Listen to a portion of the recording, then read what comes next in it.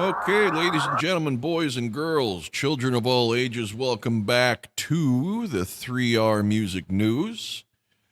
It is Wednesday, the 22nd of November. We got the last day before Turkey Day. And hope you all got some good plans. If not, I'm sure you'll sit down with some movies and a turkey pot pie or something and enjoy the day to yourself. That's pretty much what I prefer the Thanksgiving meal, but I like time to myself. All right, so jumping into the news, David Lee Roth is ready to take part in Hagar's tour. Wouldn't that be interesting, huh? He says, let's do this. Of course, Sammy Hagar, put the word out that him or Alex is more than welcome. And on Howard Stern, he said Hagar said it's time. Nobody else is going to do it. If David Lee Roth goes out, he can sing. He can't sing my stuff, but we can do a few early Van Halen songs. I have no problem with that. I did it when I was in Van Halen and Celebration and all that. So anyway, in a recent statement about Hagar's invite, Roth says, I'm ready to go. Let's do this. So, not much detail provided, but it'd be kind of interesting, right? I'm not a big Van Hagar fan, but kind of cool if they all kind of got together to celebrate all of what Kiss should be doing by putting bygones and differences aside. But, well, we'll see if that ever happens. Let's see. Kiss cancels Ottawa concert due to illness. Really?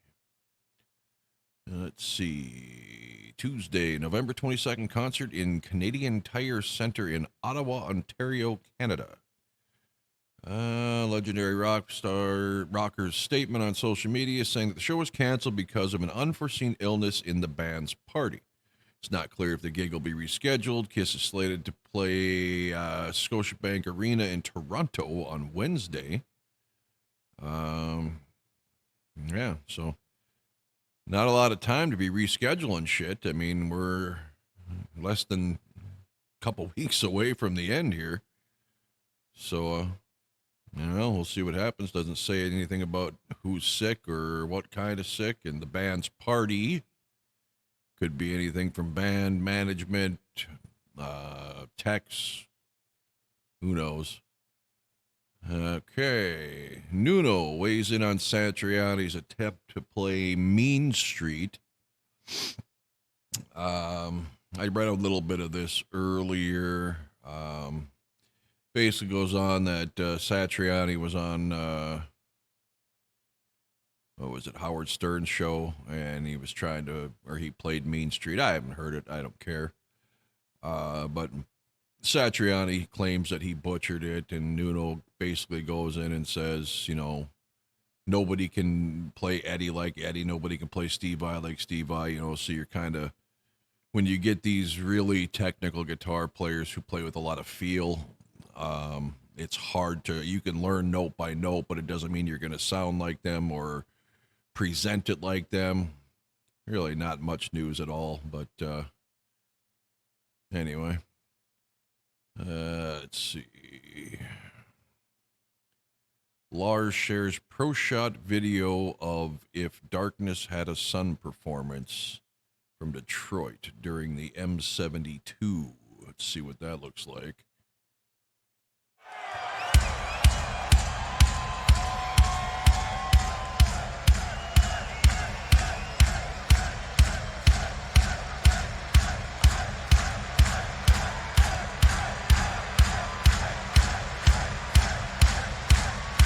Oh, yeah?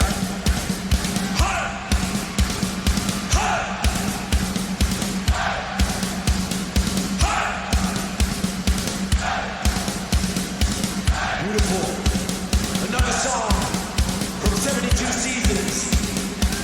If darkness had a sun, here I am. 1, 2, 3, 4.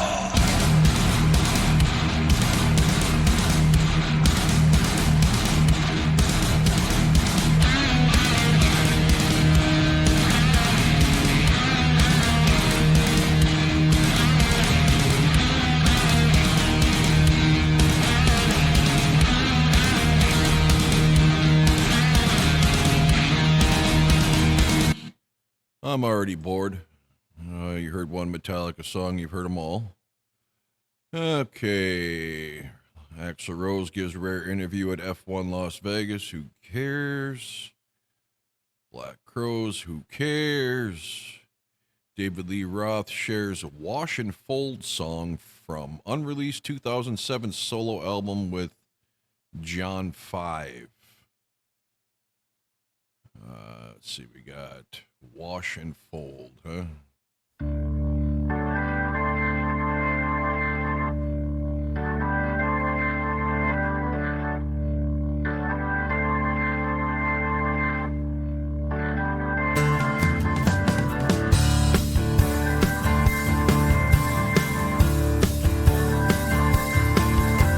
I feel like the pancake when the syrup hits in my cardboard palace where the slumdog lives. TV dinner from. All right. It's definitely different sounding. I could do without the church organ.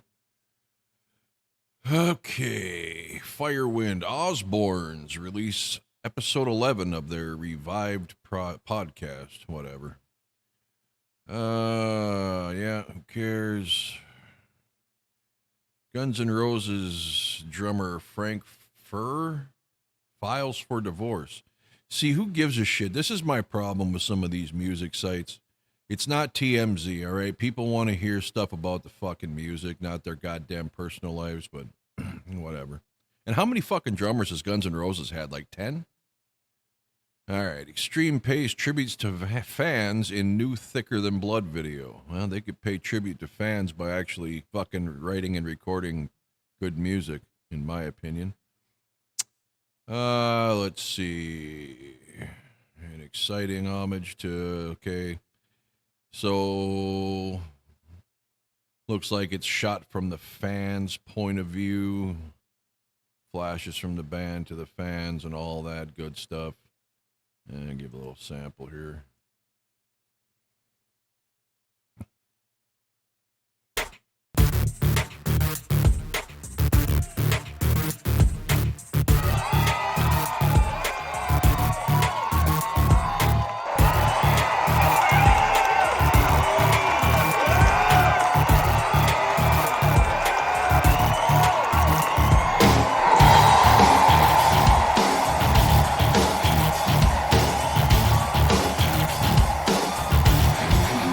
Transcending space and time, boundary or borderline. Fucking Christ, I swear. It's like listening to Nine Inch Nails. I just don't fucking understand it. But anyway, Kiss announces epic New York City takeover to celebrate the band's final shows ever. Madison Square Garden, yeah, we all know the dates. We're thrilled to be forming, yeah. Okay, the takeover will kick off on November 29th with the following activations. Kiss pop-up store, November 30th through December 3rd. Immersive Kiss experience will feature memorabilia, apparel, accessories, and collectible items from their partnership with Ed Hardy, Oxford Pennant, Trick or Treat Studios, Funko, and exclusive Kiss pop-up store merchandise loaded blocks away from MSG at 248 West 37th Street, New York. So if you're in the area, probably check that out. Kiss New York City Takeover Google Maps, an immersive interactive map built in partnership with Google Maps platforms, will let the fans easily locate the Kiss activation spots pinned throughout the city. Kiss Metro cards, Penn Station and Herald Square Station will have 50,000 limited edition Kiss branded Metro cards available for purchasing starting on Monday, November 27th. Boy, these guys don't miss a fucking beat when it comes to trying to sell something, do they? Kiss New York Rangers Kiss game night at Madison Square Gardens, November 29th. The Rangers match up with the Red Wings, will feature special Kiss theme activities and limited edition Kiss Rangers merchandise. Again. New York City post-activation, November 29th to December 1st. First branded, find the Kiss branded trikes and brand ambassadors passing out commemorative newspaper wraps and custom Kiss cookies. It's just getting fucking ridiculous. Penn Station digital ads, November 30th to November 2nd. Kiss branded digital adverts will run throughout the area. Super. Kiss taxi fleet on November 30th. One-of-a-kind Kiss wrapped taxis will be driving throughout the city. Let me guess, they get a cut of the fare and the tip? Okay. Let's see. Taxi digital ads. 800 plus taxis will feature Kiss digital tops and special TTV content. Peloton. Kiss is Peloton's newest artist series with classes on the bike. Tread, Row, and App dropping on the Peloton platform on November 30th. Jesus H. Christ. Okay. Prince Street Pizza. Kiss-themed pizza and collectible Kiss pizza box available with all orders of Kiss pizza. Oh, man, oh, man. Inked, New York City, 12/1, 12/2, complimentary Kiss flash tattoos will be available at 11 a.m. to 7 p.m. and face painting from 1 p.m. to 5 p.m.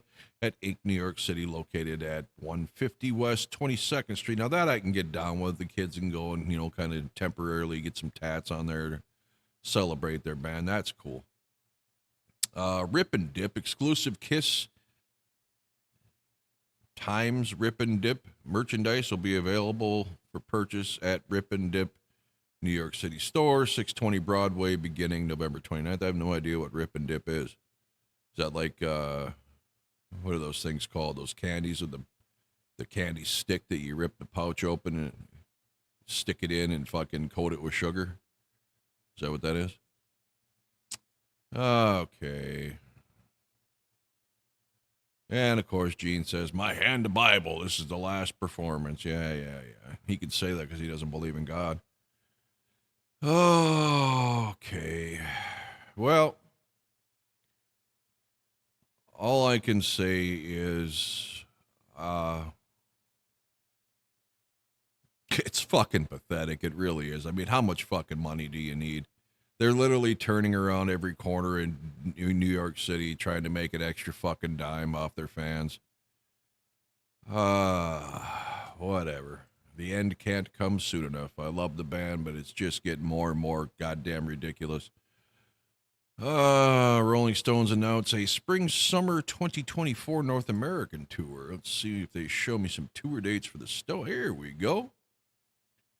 So, April, I'm not going to read all the dates. You guys can check it out. But we got the NRG Stadium in Houston, Texas, Jazz Fest in New Orleans, State Farm Stadium, Glendale, Arizona, Allegiant Stadium, Las Vegas, North Dakota, Lumen Field, Seattle, Washington, MetLife Stadium, East Rutherford, New Jersey, Gillette Stadium, Foxborough, Mass., Camping World Stadium, Orlando, Florida, Mercedes-Benz Stadium, Atlanta, Georgia, Lincoln Financial Field, Philadelphia, PA, Cleveland Browns Stadium, Cleveland, Ohio, Empower Field at Mile High, Denver, Colorado, Soldier Field, Chicago, Illinois, BC Place, British Columbia, Vancouver, SoFi Stadium, Los Angeles, California, and Levi's Stadium, Santa Clara, California.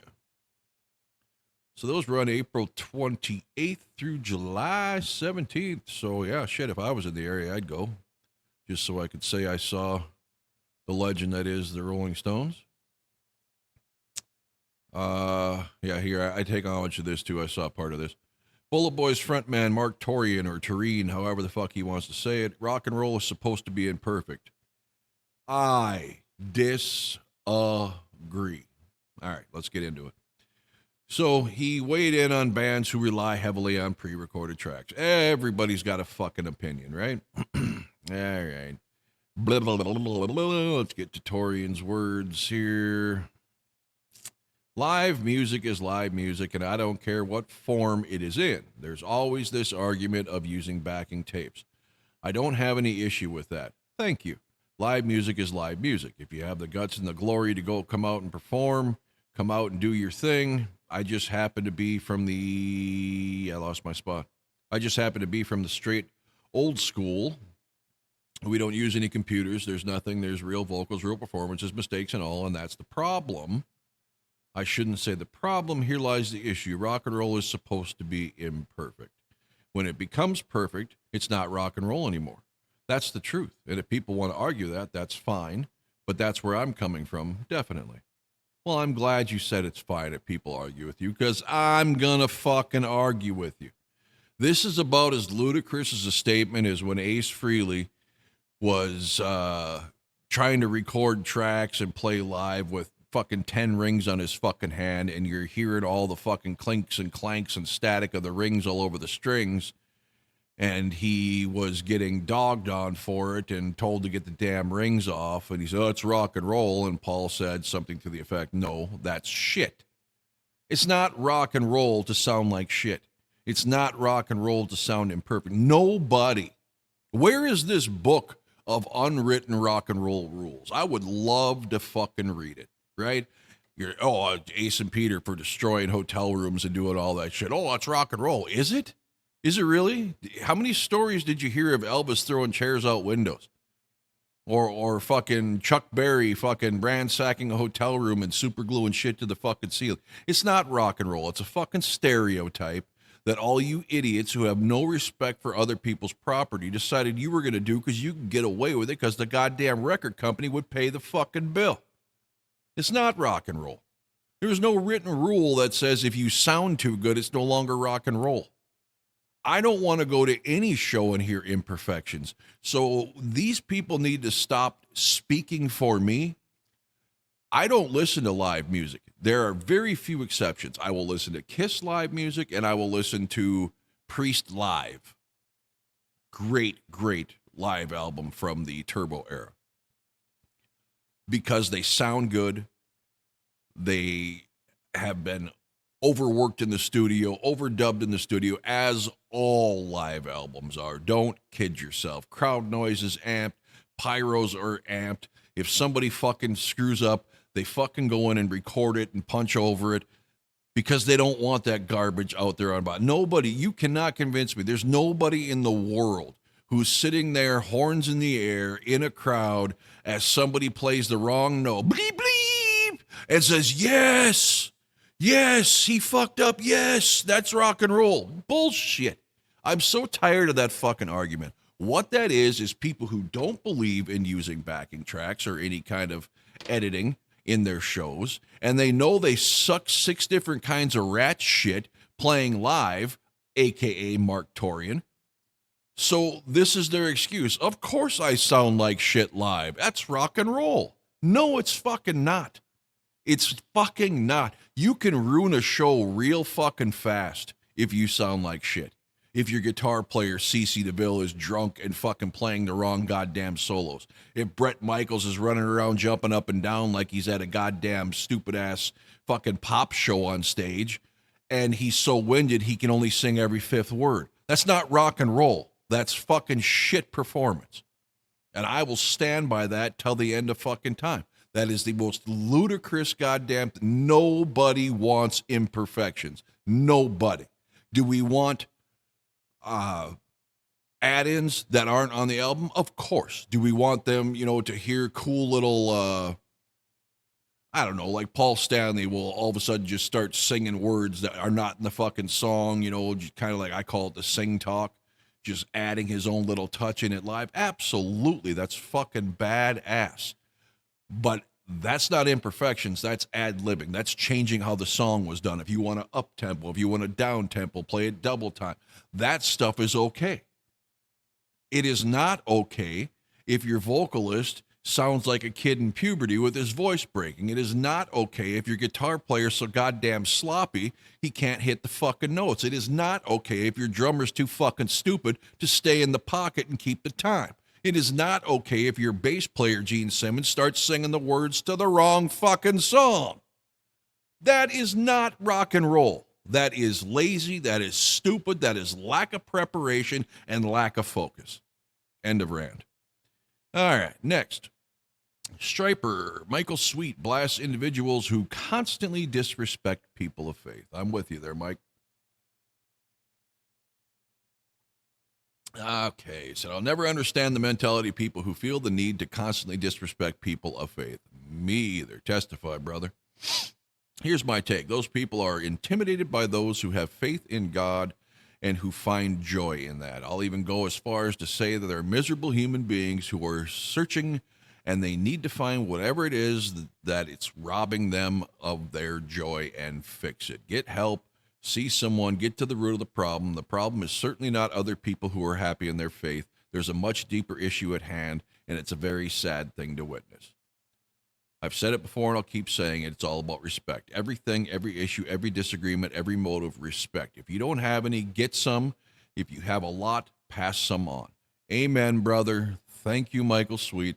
I don't care if we're talking religion. I don't care if we're talking politics. I don't care if we're talking music. Whatever your opinion is, have your opinion. Believe your opinion. Enjoy your opinion. Stop seeking out everybody who has a different opinion and trying to shit on their parade to make yourself feel better, because all that's doing is really telling us you are not that sure with your own feelings, whether it's, oh, I hate Kiss. Do you? Why are you jumping on YouTube video after YouTube video of Kiss just to go in the comment section and say shit like that? Obviously, either you really like Kiss or you're so fucking miserable that your favorite band is nowhere in the fucking league of Kiss, so you got to go shit on everybody else to make you feel better about your band, that type of thing. Same with religion, same with politics, whatever it is. I don't care who you vote for. Enjoy your vote. Live with your consequences. Be proud of your vote. I don't care, but don't shit on someone who votes opposite. You know what I'm saying? It's just that fucking simple, people. All right. I don't care about Led Zeppelin. I don't care about AC/DC.